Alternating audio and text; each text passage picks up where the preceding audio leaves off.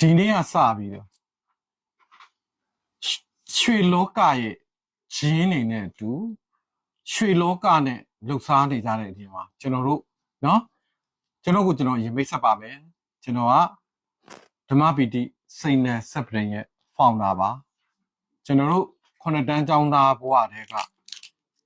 ရွှေရောင်းဝယ်ပညာနဲ့အတူရွှေလောကဗရင်လောကရွှေဆိုင်လောကကိုဝင်ခဲ့တာပါဒီအတွေ့အကြုံတွေတူချွတ်ခန်းနေမှာဆိုလဲရွှေကိုအမြဲတမ်းနေသူကချွတ်ခဲ့တာ15နှစ်လောက်နေသူကရွှေတွေချွတ်ခဲ့တယ်ရွှေတွေအကြောင်းကိုကာကြီးကစအထိသိတာပေါ့နော်ဒီဘက်မှာပတ်သက်ပြီးတော့ရွှေနဲ့ပတ်သက်ပြီးတော့သင်ပေးပါမယ်နော်ဂျင်းတွေလည်းရှိသလိုခုခေတ် destiny စိုင်းတာတွေနော်ဒီတိတ်သေးစားအတိုင်းတဲ့ဆက်တွေနဲ့အတူတိတ်သေးစားဆက်တွေကလိုက်မမီတဲ့ဟာတွေရှိတယ်လိုက်မီတဲ့ဟာရှိတယ်အဲ့ဒီတချို့ကြဘာလို့လဲတိတ်သေးစားတိုင်းနဲ့ဒီ destiny တိုင်းနဲ့ဆက်တွေနဲ့ကိုလောက်ကင်စားတောက်နေတာအဲ့ဒါကိုပဲအမှန်ယူလို့မရသလိုမျက်စိကိုလည်းအမှန်ယူလို့မရဘူးဒါကိုအခန်းကဏ္ဍတွေနဲ့ခွဲပြီးတော့သင်ပေးပါမယ်နော်အားလုံးကကျွန်တော်တို့ဥပမာပြောမယ်ဆိုစိတ်မှာမျက်စိထဲမှာစိတ်အတုอ่ะမျက်စိထဲမှာကြည့်လိုက်ရင်မျက်စိကျနေရင် destiny သူတို့ဒီစိတ်ဆန်းဆက်စမ်းတဲ့အချိန်ကြရင်အောင်လုပ်ရင်မျက်စိမှာကျတယ်မျက်စိမှာအောင်လုပ်ရင်ဆက်မှာကျတယ်မျက်စိရောဆက်ရောအောင်လုပ်လို့ရတဲ့စိတ်အတုမပေါ်သေးပါဘူးเนาะမျက်စိမှာလည်းဆမ်းမယ်ဆက်နဲ့လည်းဆက်မှာလည်းအောင်နဲ့မပေါ်သေးပါဘူးเนาะအဲ့ဒါကြောင့်မလို့ရွှေမှာလည်းအဲ့လိုပါပဲဥပမာပြောပြတာရွှေမှာလည်းရွှေရည်စမ်းတဲ့ဆက်ကိုအားကိုးလို့မရတယ်လို့ကျွန်တော်တို့မှတ်ကိုလည်းလုံးဝအလွတ်ပေးလို့မရပါဘူးเนาะခုနောက်ပိုင်းကျွန်တော်တို့ရွှေရည်စမ်းမှုအရေးတွေဆိုတာတွေပေါ်လာကြတယ်အဲ့ဒါတွေလည်းအမှန်တကယ်အားကိုးလို့ရလားဆိုမရဘူးအဓိကအရေးကြီးတာတခုပြပါမယ်မှတ်လေးပြီမှတ်ဒီမှတ်ကိုဘယ်သူမှကြော်လို့မရပါဘူးအဲ့မှတ်ကြည့်နေဘယ်လောက်ပဲဖြစ်ဖြစ်ကြော်လို့လုံးဝမရဘူးဒီမှတ်ပေါ်မှာအရေးတွေကစနေလေစီနဲ့ရေကွဲသလိုတရေနဲ့တရေလွှားနဲ့ကွဲတယ်ဒါပေမဲ့ကြည့်နိုင်တဲ့ကြည့်တတ်တဲ့မျက်စိအမြင်ရမယ်လိုအပ်တဲ့ဟာလိုလိုအပ်ပါတယ်နော်ခုကျွန်တော်တို့ဒီအလွိုင်းနဲ့ဆက်ကြ online မှာလည်းပြန့်နေတယ်ရွှေနဲ့ပတ်သက်ပြီးတော့အလွိုင်းနဲ့ဆက်ရင်ငရဲမိခံတာအလွိုင်းနဲ့ဆက်တဲ့ကောင်ဒီမှတ်မှာကြားတယ်ငရဲမိခံအောင်ရှစ်ပဲရည်ဆက်တယ်ငရဲမိတင်းခံနေတယ်ဟုတ်တာပေါ့အလွိုင်းနဲ့ဆက်တင်းခံအလွိုင်းဆိုတာကျွန်တော်တို့အလွိုင်းမဟုတ်ဘူးနော်အလူမီနီယံကျွန်တော်တို့အိမ်တော့အလူမီနီယံလေးနဲ့ဆက်ပြီးတင်းခံနေတယ်ဒါကိုဘယ်မှာကြလဲဆိုတော့ဒီမှတ်မှာလာကြတယ်နော်မှတ်မှာလာကြတယ်နော်အဲ့ဒီနေရာမှာပြောရင်တော့သူတို့တွေငရဲမိခံနေတယ်မှတ်မှာလာကြတယ်မှတ်ကိုကျွန်တော်တို့တွေလှုပ်လို့မရသလိုရွှေကောင်းတွေကြတော့ distance ဆက်ကလှုပ်လို့မရအောင်အောက်ရည်တွေကြရင်မှတ်ကိုလုံးဝလှုပ်လို့မရဘူးငရဲမီလှုပ်လို့မရအောင်ငရဲမီကိုပြန်လိမ့်တော့ဗာလဲဆိုတော့အလူမီနီယံကျွန်တော်တို့အိမ်လှုပ်တယ်ဒီလိုလှုပ်တယ်အလူမီနီယံသားပါးလေးကြိတ်ပြီးထည့်ကြိုရတယ် gas နဲ့ကြိုရတယ်ရွှေကြိုစက်နဲ့ကြိုရတယ်အဲ့ဒီကောင်ငရဲမီခံတယ်ငရဲမီခံအများစုပြောကြတာကဗာလဲဆိုတော့12ပဲရည်တဲ့နော်12ပဲရည်မှုတ်ဘူးဗျ12ပဲရည်ဆက်ရ12ပဲရည်ရတယ်ငရဲမီခံတာကဒီမှန်က17ပဲရည်ဆိုခံပြီကဲဒီမှာစပြီးတော့ရွှေလောကကြောင်းခုစပြောပြီးစပြီးတော့ရွှေရဲ့ခေါ်ဝေါ်နည်းကိုစသင်မယ်နော်ရွှေခေါ်နည်းတဲ့နော်ဘာကြောင့်ရွှေရီခေါ်လဲဆိုတော့ဒါကြီးက16ပဲကြီးပါ16ပဲကြီး pure ကျွန်တော်တို့ gold 16ပဲကြီးဒါကြီးကို16ပဲကြီးနော်ဗမာနီးနဲ့ပဲကျွန်တော်သင်မယ်ဒါgrand နဲ့သင်ရင်တမျိုးသင်ရမယ်ဗမာနီးနဲ့ပဲသင်မယ်နော်ဗမာနီးကသင်ရတာလွယ်တယ် grand ကိုပြောင်းရတာလည်းလွယ်တယ်ဗမာနီးနဲ့ကျ grand နဲ့သင်ရင် grand နဲ့သွားရင်ရှုပ်ထွေးတယ်ဗမာနီးနဲ့ရင်သင်ပါမယ်နော်ပြီးရင် grand ကိုချင်းကြီးလေးပြပေးမယ်ဒါက16ပဲကြီးသမီးတို့ရောသားတို့ဒါ16ပဲကြီးဒါ pure ကြီးအခောက်တုံးကြီးပေါ့အခောက်တုံးကြီးကိုဗမာရွှေချိန်နဲ့ပိုင်းမယ်ဆို16ပိုင်းလိုက်ပါ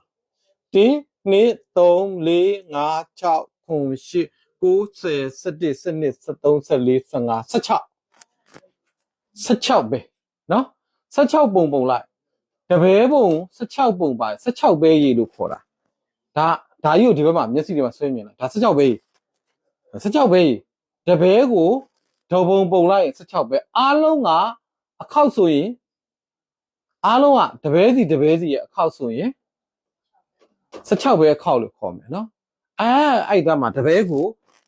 မုံစိမ်းမောင်းကျွန်တော် sorry ပါမုံစိမ်းမောင်းမဟုတ်ဘူးကျွန်တော်ဘိန်းမုတ်ကိုဖြတ်ထုတ်သလိုတပဲကိုဖြတ်ထုတ်လိုက်ပါ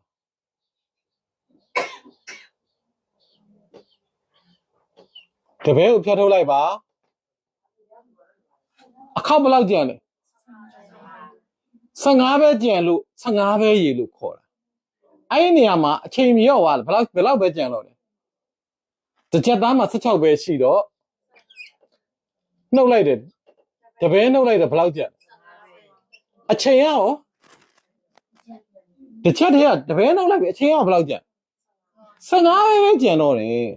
အဲ့ကျန်ခဲ့တဲ့15ပဲနေရာမှာ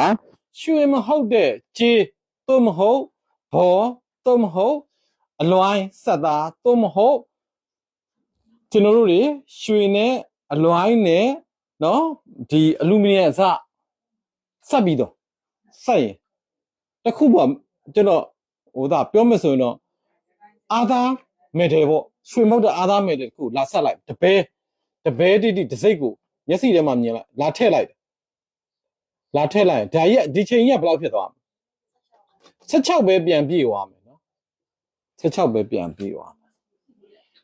ပြောမယ်ဆိုရင်16ပဲရွှေတစ်ချက်သားဒီမှာဒါတော့ကျွန်တော်တို့ပြောချင်တာဟောဒီလက်ကရွှေလက်က15ပဲကြီးဆိုတာ15ပဲလို့ခေါ်တာကအဲ့ဒီ16ပဲထဲမှာတပဲကိုနှုတ်ပြီးတော့ရွှေတပဲကိုအခောက်တပဲနှုတ်ပြီးကြီးတပဲထည့်လိုက်လို့နော်ကြီးတပဲထည့်လိုက်တဲ့အချိန်မှာသူ့ကိုကြီးတော့ပဲခေါ်လိုက်ပဲနော်ကြီးတပဲထည့်လိုက်ဆိုတော့သူက online ပေါ်မှာတင်ရတယ်အစနာပေါ့အထနာကောက်ကြတာများကြီးတပဲတင်လိုက်တဲ့ချိန်မှာ15ပဲဖြစ်သွားအဲ့ဒါကြောင့်မို့15ပဲပါလို့တစ်ချက်သားမှာအချိန်တစ်ချက်သားမှာ15ပဲပါလို့တန့်စင် viewer တန့်စင်ကျွန်တော်တို့ဗမာလေးဗမာနဲ့တင်ပါနော်ဗမာလေးဗမာဟံပေါ့နားလေလို့အောင်အရန်ရှုပ်ထွေးတယ်ရွှေတင်နဲ့ချုပ်ရွှေတင်ဆွေစာအုပ်တွေလေအရန်ရှုပ်ထွေးတယ်လူယူသွားလိုက်မယ်ကိုနားလေပြီးသားကောင်တော့သူဖတ်ပြီးယူကျင်သွားဝယ်ဖက်ကြည့်တဲ့ချိန်မှာယူကျင်သွားတယ်နော်ဟိုလိုတွေဒီလိုတွေယူကျင်သွားတယ်ဘာမှမလုပ်ဘူးနော်ဒါပဲနော်ကဲနှစ်ပဲနောက်တစ်ပဲထပ်နှုတ်တယ်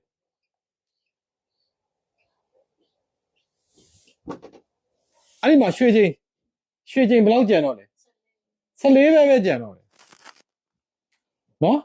14ပဲကျန်တော့တယ်14ပဲကျန်သွားပဲအချိန်ကဘယ်လောက်ကျန်မလဲ